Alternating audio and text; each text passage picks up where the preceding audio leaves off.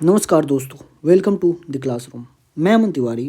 आज की क्लास में मेजर ऑफ सेंट्रल टेंडेंसी अर्थात मीन, मीडियन एंड मोड का एक रैपिड रिवीजन क्लास लेके आया हूँ, जिसमें कि एग्ज़ाम से रिलेटेड जितने भी इम्पॉर्टेंट फार्मूलाज होते हैं, जिनका आप एग्ज़ाम में यूज करके बहुत सारे डिफ़िकल्ट से डिफ़िकल्ट क्वेश्चन को ईजिली हैंडल कर पाते हो, वो सारे फार्मूला का एक जगह मैंने रिवीजन क्लास के रूप में लेके आए हैं। तो देखते हैं इस क्लास में। तो पहला सेंट्रल टेंडेंसी मीन के बारे में हम लोग देखेंगे। मीन, उसमें भी अर्थमेटिक मीन। अर्थमेटिक मीन जब इंडिविजुअल सीरीज में हो। चलिए इसको फॉर्मूला देखने से पहले सीरीज हम लोग समझने की कोशिश करते हैं। सीरीज, इंडिविजुअल, डिस्क्रीट और कंटिन्यूअस में क्या डिफरेंस होता है। तो इंडिविजुअल सीरीज कुछ इस प्रकार से होता है। ऐसे जब सीरीज दिखे तो इसको हम लोग कहते हैं इंडिविजुअल सीरीज।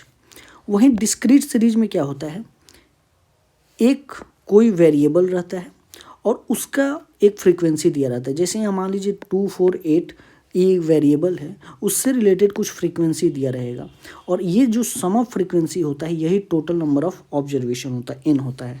यहाँ total number of observation N या अर्थात एन कितना है, 36 है। और एक और होता है कंटिन्यूअस सीरीज। कंटिन्यूअस सीरीज में क्लास होता है, क्लास डिफरेंट क्लास होते हैं और उसके डिफरेंट फ्रीक्वेंसी दिया रहता है। यहाँ पे भी जो सम ऑफ फ्रीक्वेंसी होता है वो एन होता है, यानी कि टोटल नंबर ऑफ ऑब्जर्वेशन होता है। तो ये डिफरेंस होता है तीन तरह की सीरीज में। अब जब इंडिविजुअल सीरीज की हम लोग बात करेंगे तो उस केस में जब मीन निकालेंगे तो उसका फॉर्मूला था summation of X divided by N, number of observation. वहीं अगर डिस्क्रीट सीरीज की आप बात करते हैं तो डिस्क्रीट सीरीज में क्या होता है, summation of F frequency into x divided by summation of F. वहीं कंटिन्यूअस सीरीज में हम लोग जब बात करते हैं तो इसमें एक मिड पॉइंट हम लोग निकालते हैं। जो भी क्लास होता है उसका हम लोग upper limit plus lower limit divided by 2 करके एक मिड पॉइंट एम निकाल लेते हैं। फिर इसमें क्या करते हैं, summation of F into M divided by summation of F करते हैं।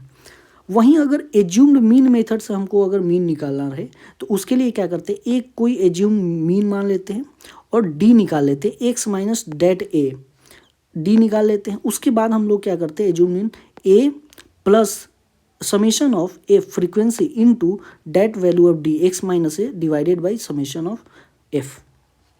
तो ये एक फॉर्मूला होता है एज्यूम्ड मीन मेथड का। फिर एज्यूम मीन मेथड अगर कंटिन्यूअस सीरीज के डेटा में हो तो उसमें भी एज्यूम मीन एक मान लेते हैं, फिर डी डैश निकालते हैं, एम माइनस ए।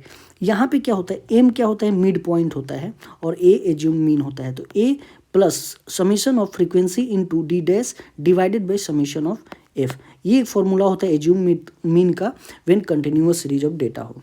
यहीं एक स्टेप डिवीजन मेथड भी होता है। यहाँ पे हम लोग क्या करते हैं, एक एज्यूम मीन मानते हैं और फिर डी डबल डैश निकालते हैं, X minus A divided by आई।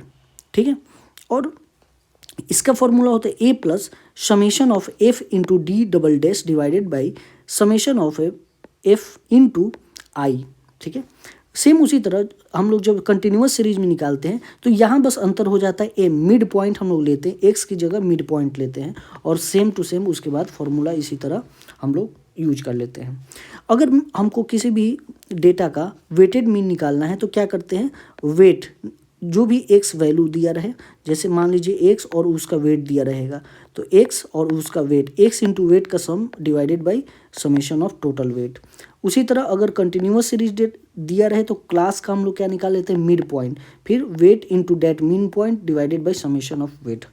तो इस प्रकार से मीन हम लोग निकालते हैं अलग अलग टाइप के। इंडिविजुअल सीरीज के डेटा, डिस्क्रीट सीरीज और कंटिन्यूअस सीरीज ऐसा दिया रहे तो हम लोग क्या निकाल सकते हैं, मीन निकाल सकते हैं। सेम अगर हमको ज्योमेट्रिक मीन निकालना है तो ज्योमेट्रिक मीन निकालने का फॉर्मूला ये होता है। इसको अगर एंटीलॉग में हम लोग लाएंगे तो इसको ऐसे ला सकते हैं, जैसे मान लो कि एक्स हमको ज्योमेट्रिक मीन निकालना है और आपके पास डेटा है मान लीजिए x1 एंड x2। ठीक है, तो आप दोनों साइड लॉग ले लो, log gm is equal to, ये मल्टीप्लिकेशन में होता है, ये दोनों मल्टीप्लिकेशन है तो ये log x1 plus log x2। ठीक है। और यहाँ n होता है, ठीक है, टोटल नंबर ऑफ ऑब्जर्वेशन, तो डिवाइडेड बाई n हो जाएगा, ठीक है।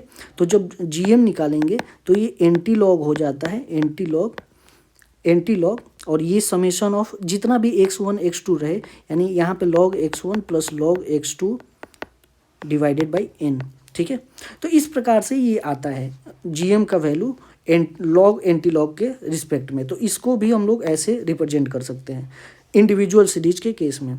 अगर डिस्क्रीट सीरीज हो तो उस केस में हम लोग फ्रीक्वेंसी करते हैं, तो क्या summation of frequency into log x, जिस तरह यहाँ बस log x है, log x का समेशन डिवाइडेड बाई n करते हैं, सेम उसी तरह यहाँ summation of frequency into log x divided by summation of f, और उसका हम लोग एंटी लॉग निकाल देते हैं।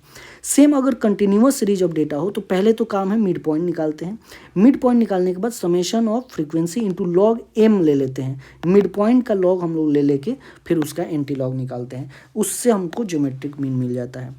अब हम लोग बात करें अगर हार्मोनिक मीन की, तो हार्मोनिक मीन निकालने का formula number of observation divided by summation of 1 by x, ऐसा समेशन करते जाएंगे, जितना एक्स रहता जाएगा उतना हम लोग समेशन करते जाएंगे।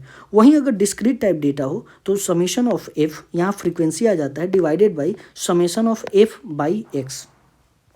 वहीं अगर कंटिन्यूअस सीरीज डेटा हो तो पहले तो काम है मिड पॉइंट निकालना, फिर हम लोग क्या करते हैं summation of F divided by summation of F divided by M कर देते हैं, तो हमको इस फॉर्मूला से हार्मोनिक मीन निकल जाता है। अब हम लोग आते हैं एक और रिलेशन बहुत ही important, GM square is equal to arithmetic mean into harmonic mean. इसका मतलब ये है इनमें से तीनों में से कोई भी दो आपको अगर पता रहेगा तो तीसरा आप निकाल सकते हो। AM और GM पता रहे, AM और HM पता रहेगा तो GM निकाल लोगे, GM AM पता रहेगा तो HM निकाल लोगे। मतलब तीनों में से अगर दो आपको पता है तो तीसरा आप थर्ड निकाल सकते हो, ठीक है। अब आते हैं हम लोग दूसरा से मेजर सेंट्रल टेंडेंसी मीडियन को कैलकुलेट कैसे किया जाता है। तो अगर इंडिविजुअल सीरीज का डेटा हो तो अगर उस सीरीज में जो नंबर ऑफ ऑब्जर्वेशन हो वो ऑड में हो तो उस केस में उसका क्या हो जाता है n+1/2 विथ आइटम हो जाता है। जैसे मान लो कि 2 3 4 ये क्या है, अब ऑड में है 1 2 3 ऑब्जर्वेशन, n = 3 है, तो इस केस में जो मीडियन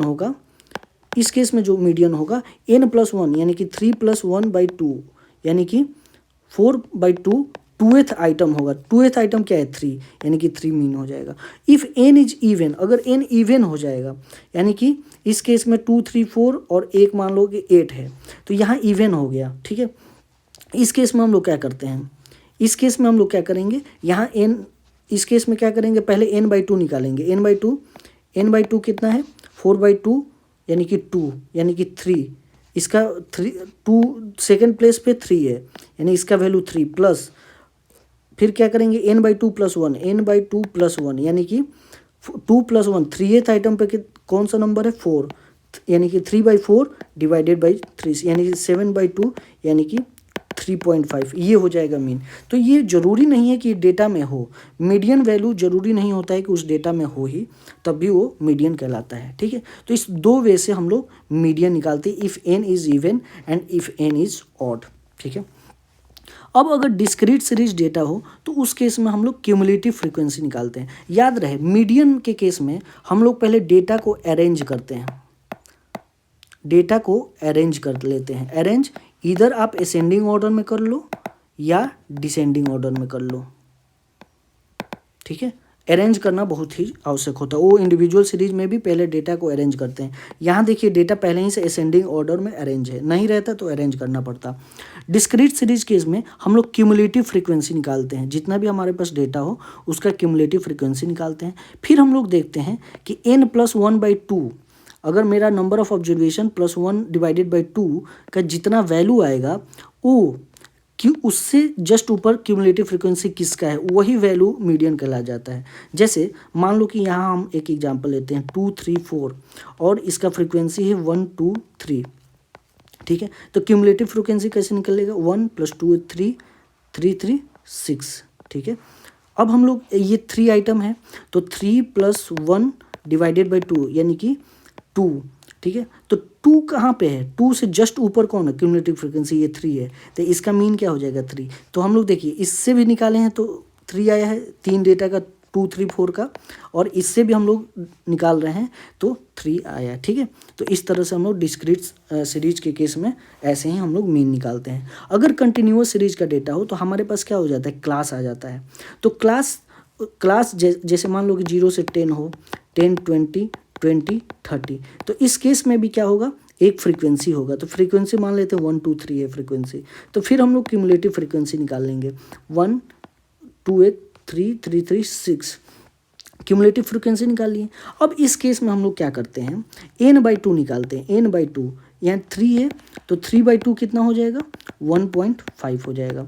तो n/2 का वैल्यू 1.5 आया। अब 1.5 से जस्ट ऊपर कौन सा है, 3 है ना, सॉरी 1.5 से जस्ट ऊपर cumulative frequency cumulative frequency greater होना चाहिए n/2 के। तो कौन सा है यहाँ 2, क्यूमुलेटिव फ्रीक्वेंसी ग्रेटर देन ये है 2 के, और 1.5 से ग्रेटर 3 है। ठीक है, तो इसका मॉडल क्लास हमने पहले डिसाइड कर दिया 10 से 20। अब इसी मॉडल क्लास पे हम लोग ये ऑपरेशन, ये वाला फॉर्मूला लगाएंगे। ठीक है, तो पहले ये जो मॉडल क्लास डिफाइन करने के लिए हम लोग यही वाला फॉर्मूला यूज करते हैं। ये वाला जो फॉर्मूला होता है वो हम लोग मॉडल क्लास को डिसाइड करने के लिए यूज करते हैं। एक बार जब मॉडल क्लास डिसाइड कर लिए फिर हम लोग क्या, ये वाला फॉर्मूला यूज कर लेते हैं। ठीक है, इसमें एल क्या है, lower limit of this median class यानी कि 10 हो जाएगा, प्लस n/2 कितना आ रहा है 1.5, माइनस क्यूमुलेटिव फ्रीक्वेंसी बिफोर 3 के पहले वाले 1 हो जाएगा, divided by frequency of median class 2 into height कितना है 10। तो ये फॉर्मूला हो जाता है। ऐसे हम लोग निकालते हैं कंटिन्यूअस सीरीज के केस में मीडियन का वैल्यू। ठीक है, अब आते हैं मोड पे। तो मोड का इंडिविजुअल सीरीज रहता है, तो जो भी वैल्यू सबसे ज़्यादा बार आए उससे हम लोग मोड निकाल लेते हैं। डिस्क्रीट सीरीज के केस में value of x with highest frequency से हम लोग निकाल लेते हैं। इसके लिए एक और यूज होता है, हम लोग ग्राफिकल टेबल भी बनाते हैं, ग्राफिकल टेबल या एनालिसिस टेबल, ये बना के भी हम लोग मोड निकालते हैं। ये हम लोग किसी नेक्स्ट क्लास में इस टेबल को अच्छे से एनालिसिस, इस टेबल का अच्छे से एनालिसिस करके दिखा देंगे। अगर कंटिन्यूअस सीरीज का डेटा हो तो आप एक बार मॉडल क्लास पहले डिसाइड कर लो, जिसका मोड हाई होगा वो मॉडल क्लास होगा, फिर उस मॉडल क्लास में ये फॉर्मूला लगा के आप उसका मोड निकाल सकते हो। अगर सिंपल फॉर्मूला ऑफ मोड से नहीं मॉडल निकल रहा है मॉडल क्लास, तो आपको ग्राफिकल टेबल या एनालिसिस टेबल बना के तब मॉडल क्लास बनाना पड़ेगा, तब उसके बाद ये फॉर्मूला लगाना पड़ेगा। तो इस प्रकार से मीन मीडियन मोड हम लोग इस फॉर्मूला से इजीली निकाल सकते हैं। अगर आपके पास मीन मीडियन मोड में से कोई भी 2 डेटा हो, इधर मीडियन और मीन हो, तो आप मोड निकाल सकते हो। मोड और मीडियन पता हो तो आप मीन निकाल सकते हो। उसके लिए फॉर्मूला सिंपल है, mode is equal to 3 median minus 2 mean. ये फॉर्मूला आप याद रखो। इसके लिए एक याद करने का भी तरीका है, 1 2 3 को अरेंज कर लो। 1 2 3, 1 क्या है, मोड है, मोड, और 2 क्या है, मीन है, और मीडियन यहाँ है। इसको अरेंज कर लेना है होता है 1 2 मीडियन माइनस मीडियन कितना, ये माइनस में हो जाता है और ये प्लस में हो जाता है, +3 मीडियन। ठीक है, तो इस तरह से भी आप कर सकते हो। ये अगर नहीं ट्रिक आपको पसंद आ रहा है तो सिंपली आप याद रखो कि mode is equal to 3 median minus 2 mean होता है। ठीक है, इसी के साथ आज का क्लास हम लोग समाप्त करते हैं। नेक्स्ट क्लास में हम लोग मीन मीडियन मोड के प्रॉपर्टी से रिलेटेड इंपॉर्टेंट क्लास लेकर आएंगे और वो प्रॉपर्टीज़ को थोड़ा और अच्छे से एनालिसिस करके हम लोग देखेंगे। तो आज के लिए थैंक